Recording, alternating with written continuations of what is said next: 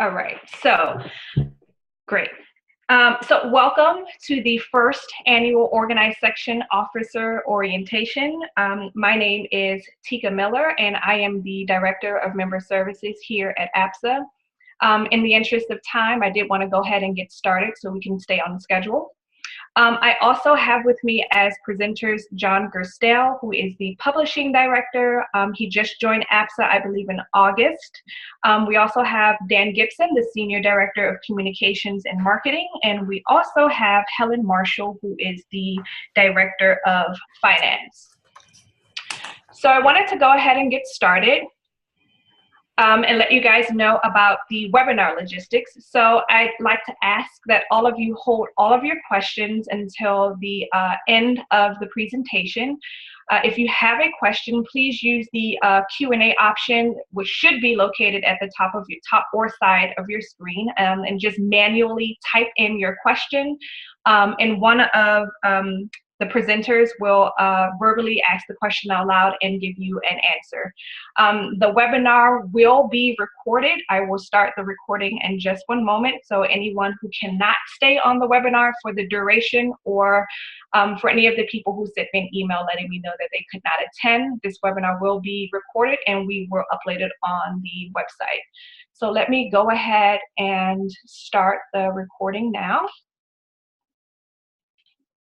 Okay, so the agenda. So we'll talk about the purpose of the webinar. We'll go into some introductions of the APSA staff. We'll talk about section rosters, APSA Connect, the section microsites, section journals, section finances, and then last but certainly not least, we'll go ahead and discuss the APSA section handbook and where we are with the handbook. All right, so again, I'd like to welcome all of you to the inaugural orientation webinar. So the purpose of this is to kind of just to discuss information that's pertinent to you as a section officer, to kind of go over some deadlines, some new policy updates, and some how-tos. I sent you all the orientation manual a couple of weeks ago, and I know that it had tons of information in it. And so this is just a way for us to kind of go over some of the important details and give you a chance to ask any questions that you may have. So I wanted to talk a little bit about section chairs and section treasurers and the role that you play within the association, and more specifically how you guys relate to the APSA staff. So section chairs obviously play a very important role with APSA. You guys are considered like the liaison between your section and the APSA staff. And I look to the chairs to provide me with any sort of updates on your section, any recruitment and retention efforts that you are planning to do. If you need any help with any recruitment or retention efforts, I look to you guys to provide me any award information, program chair information, those types of basic information that we need to kind of keep the sections and the line of communication between sections and the APSA staff going. So as many of you are aware, I think Steve Smith mentioned this at the Organized Section Breakfast in San Francisco, we are in the final stages of updating our Organized Section Handbook, and I'll go into that a little more detail about that toward the end of the presentation. But I did want to let you guys know that we have implemented a new policy for all organized section chairs to provide the APSA office, or me more specifically, information for an annual report. And in this annual report, chairs will provide us just meeting minutes, if you have minutes from any meetings that you've conducted throughout the year, any activities, any initiatives that you've had throughout the year, and just put it in some sort of annual report for us. And we'll use this to serve as like an historical data, and it's something that we can pass on to the chairs and officers that come behind you. Section treasurers, they too play a vital role in the relationship between APSA staff. So they are responsible for the authorization of payment requests, review of non-dues revenue, and auditing of the monthly financial reports. Treasurers work very closely with myself in the membership department, as well as Helen and her staff in the finance department. So that's just a quick overview of why we are here, and then the important roles that you guys play as a section officer. So, APSA staff, I know many of you have been in contact with one of us in some way, shape, or form.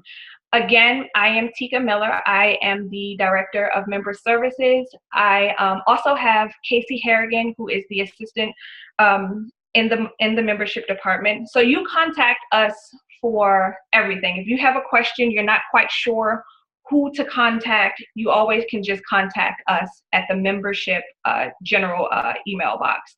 We do everything from rosters, if you have requests about rosters, if you have login issues, anything regarding your dues payments, section updates, historical data for your section, if you want a list of your lapsed members, anything data related, you contact us in the Member Services Department. Also, any publisher requests. So if you have requests from your publisher for a list of members for your journals, they come to us. In the past, it was the requests were sent to Publication Department, but now please send all of your requests to the Membership Department for any publisher requests. The communication team consists of Dan Gibson, Karima Scott, and Grant Mukai. If you have any questions regarding the APSA Connect, your microsites, websites, PS Now, communications team is who you would go to. The meetings department is Ashley Vanderbunt and Caitlin Olson. If you have any questions about your meetings and receptions, catering, division chair information, your annual meeting call for papers, and anything related to the annual meeting, you would contact either Ashley or Caitlin. The publications team consists of John Gurstelle and Nick Townsend, and Nick is new. I believe Nick started last month. But if you have any questions regarding your journals, those are the two people that you would contact. And last but not least is the finance department, consisting of Helen Marshall and Rena Kai. So obviously, if you have any questions about your sections of financial statements, balance inquiries, check and credit card requests, finance department is who you would contact. And again, I just want to reiterate, if you have a question or concern, or you're not quite sure who to direct it to, you can always just direct it to myself or Casey in the membership department, and we will triage your request and make sure it gets responded to. All right, so next I wanted to go over some important 2017-2018 dates to remember. So this date I still included. I know the November 15th deadline has passed, but this was the time for treasurers to acknowledge reports due to APSA. And at the end, Helen can talk a little more about that. March 30th, we will have business meeting and reception space requests due. June 15th, we have two things due. That's the award winner submission and catering selections are due to the APSA headquarters office. July 19th, the division chair nominees for the 2019 annual meeting are due to APSA. August 31st is the organized section breakfast, and then the last week of September, we have the section update forms are due back to APSA. Now, these are a lot of dates, and you don't have to commit them to your memory. There will always be email updates to alert you to what's going on and who to send all of this information to. So there's not to worry. There's always will be some sort of correspondence to you to let you know that these deadlines are coming up. All right, so I wanted to go in and talk a little bit about the section rosters. All section chairs, treasurers, and secretaries, they have access to current membership rosters on the APSA website. What's important to note about this is that these lists should only be used to communicate with your section members only, just dealing with section related announcements only. These lists aren't to be shared, traded, rented, or sold to anyone. So they should just strictly be for section business only. Directions on how to access these lists are in your orientation manual. If you have any questions about how to access those lists, you can just send me an email and I can send you the directions directly to you. Again, as I briefly mentioned a couple of minutes ago, journal membership roster requests should come directly to the membership department. In the past, it was done through the publications department. We ask that all of these requests now be triaged through the membership department. And I also know in the past, some of you have just logged on our website and just downloaded the membership roster that you have access to online. And we ask that you do not do that. going forward. It's important for us to run the list as when we run those lists, we keep folders in our computers for historical data. So if any member calls asking us, why didn't I get a journal, we're able to go and access those lists and try to figure out what the problem was. So all of those lists should now come through the membership department. Okay, APSA Connect. So each organized section has a community in APSA Connect. Each community has a forum and a document library. You can access APSA Connect through the connect.apsanet.org website, or you can go through our main website and click on the APSA Connect link that's located at the top of the page. So we have an updated and improved APSA Connect platform, and it allows section officers and members to share resources and information, to network. We also have a document library, which is important to use. I've had a conversation with the organized section committee a couple of weeks ago, and they're really concerned about organized sections and bylaws. And so they want to start having all organized section bylaws on APSA Connect. And so in a couple of weeks, I want all of you to look out for an email from me letting you know that we want you to update all of your bylaws. If you need help, or if you need for me to share or give you a sample of what other bylaws look like, I'm more than willing to do that, but we have to have updated bylaws for each and every section, and we will upload that information on APSA Connect. I am also in the process of creating an APSA Connect group for APSA organized section officers, and this way it'll provide us an avenue to kind of communicate news, events, updates, policy changes just with the organized section officers. So you can host your section website on APSA Connect. Section officers are allowed administrative access. You can edit your pages, you can manage them, you can update information listed on the website. You can do all of that through APSA Connect. If you have any problems about access, you can contact Karima Scott, who is the communications manager, directly. Her email is listed here on the page. Also, if you have any instructions, if you need instructions on how to navigate your section community, how to post messages, how to upload documents, all of that information can be found on the website at connect.apsanet.org/how-to. And if I'm not mistaken, Dan can chime in. I believe that there will be another webinar to discuss strictly APSA Connect and how to use it coming up in the future. Yes, Teka, that's correct. Okay, good. All right, so discussion forums. So I put a little picture here so you can see where that is once you get into APSA Connect. Discussion forums, they can be used for section updates and announcements, any elections, call for papers, meeting notifications, and job announcements. And I just wanted to take a moment to talk specifically about the job announcements. So we do encourage you to post any job announcements that you have in APSA Connect, but we do want to let you know that those jobs must be posted in the eJobs platform first. If we find that they aren't posted in the eJobs first, then they will be deleted.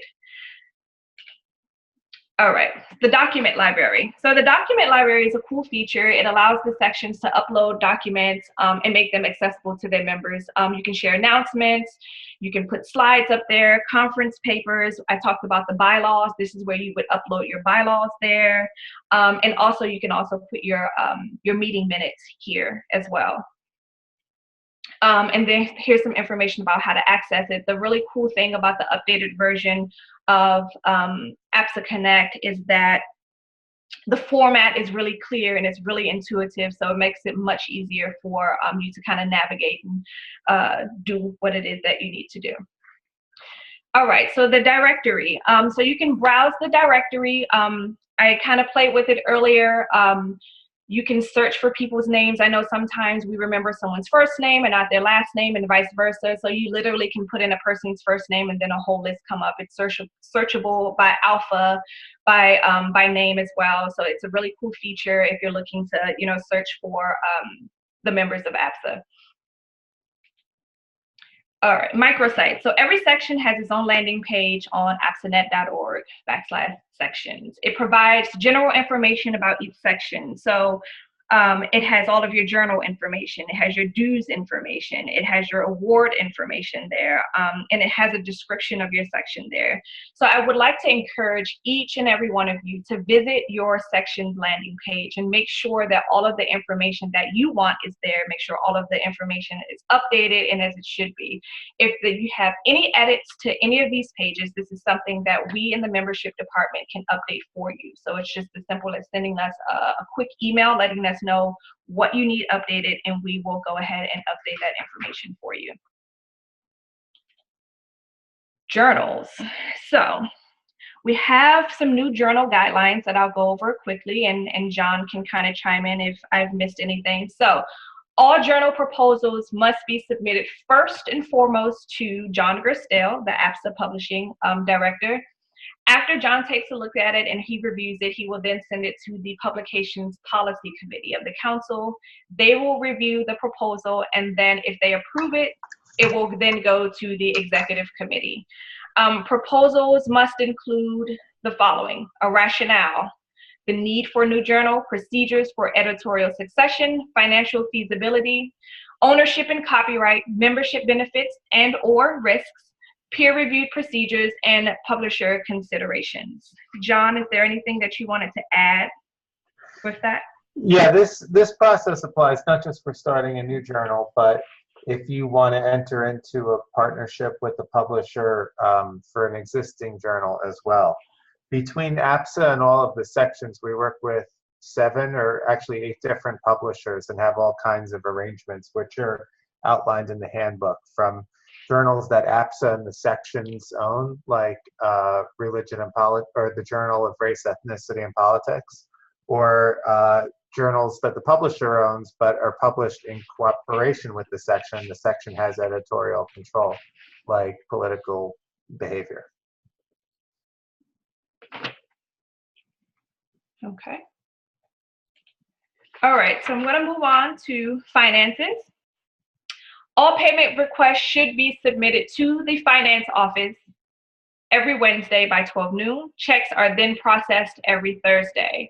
And this is very, very important. The next bullet point: all requests should be accompanied by either a W-9-8 or W-8-BEN. This is very important for the finance office in auditing, that we have that paperwork that is accompanied by your payment request, because that's the only way that your payment will be processed.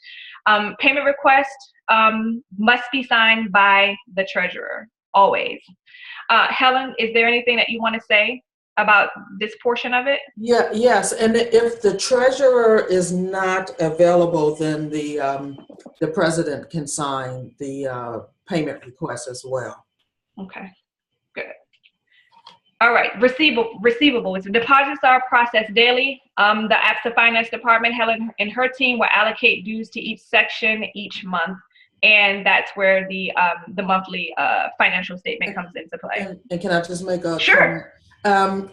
For all deposits, anytime you all receive checks, if you can forward the check to the finance department, the headquarters and APSA finance department, and we will deposit the check for you. We will also notify you when the check was deposited, and we'll probably send you a receipt for the checks that we received. Okay. Mm-hmm. All right. The last slide on finance talks about reports. And so APSA, or the finance department, Helen and her team, will issue reports on the 15th of every month.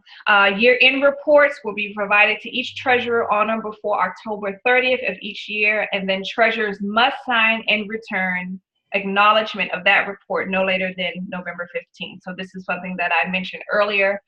All finance-related forms can be found on the APSA website, or you can email the finance department directly using the email that you see listed on the screen.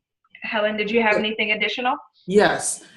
We've already sent out the year-end financial statements or reports to the treasurers. Now, I'm not sure if they went to the former treasurers or the current treasurers. If you need another financial report, please email the finance email address, and we will be more than happy to resend that to you. Okay, good.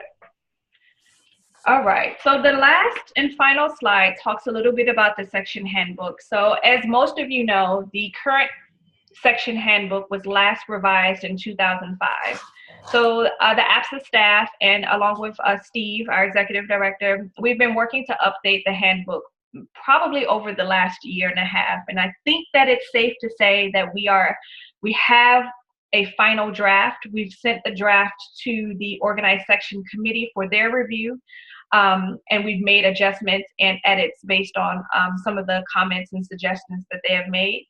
I believe that the next step is for us to just review it as a staff once more. And then after that, the goal is for us to submit the final draft of the handbook to the council for them to vote on at their spring 2018 meeting. Once that's done, obviously that handbook would be disseminated to all of you guys via email, and it also will be posted on the APSA website. And I know that that was a lot of information that we went through over the last 20 minutes. So now I'd like to kind of open the floor to anyone who has any questions regarding any of the information that was presented, or if you have a question for something that was not presented, now is the time. And you can ask those questions using the Q&A button that is on your screen. And Karima, if you can see them, if you can read them out loud, that'd be helpful. Sure. We've got one.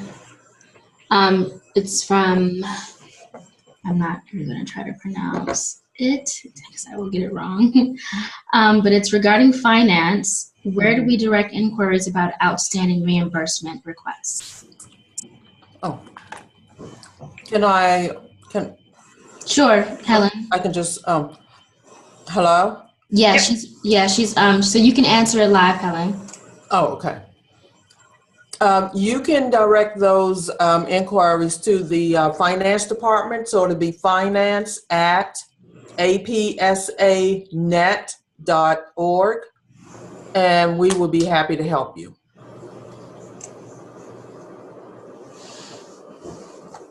Are there any other questions that you all may have today? Okay, there's one here. Will APSA change the membership form to automatically populate the section members' previous memberships? Our section has a lot of members, and I hear this is a common problem.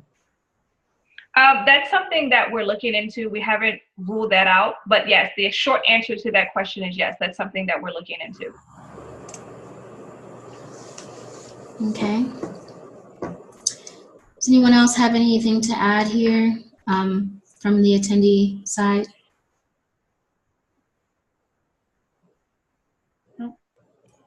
No. Okay. Okay. No more questions? Okay. Well, again, I'd like to thank all of you for taking time out of your busy schedules for this webinar. If you have any questions, please feel free to email me at tmiller@apsanet.org. I will be more than willing to answer any of your questions or concerns that you have regarding your section. Hold on, Teka. There's one more. There's another question? Yeah. Okay. This is regarding journals. Are journal rosters automatically updated on a regular basis? So I can answer that. So yes, when we receive requests for journal rosters, we run that list as of the day that it's requested. So journal rosters are always up to date. Great. Yeah, I think that's it. Unless anyone has other questions, you can definitely reach out to Teka directly. Yeah. Okay. Well, with that being said, thank you very much for attending. Thank you, Teka, for putting this together. Sure thing.